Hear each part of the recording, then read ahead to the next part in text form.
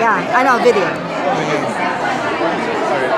There. Hi, Andre. Congratulations. Thank you. Success. Thank you. How was it, the feeling after seeing the film?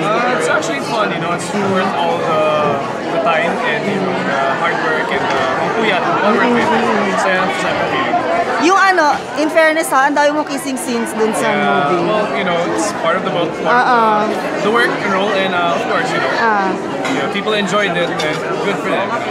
How was the reaction from your dad? I didn't see it. I was just covering my face. My first time, I don't know, my first time for my parents to see me kiss.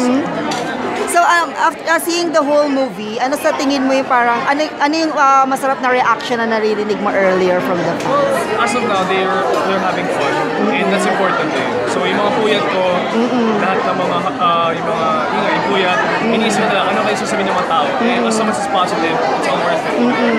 And your, congratulations sa first-time director ninyo, kay Direk De Leon. Yeah, thank you. She's really good, parang, it's her first movie, di ba?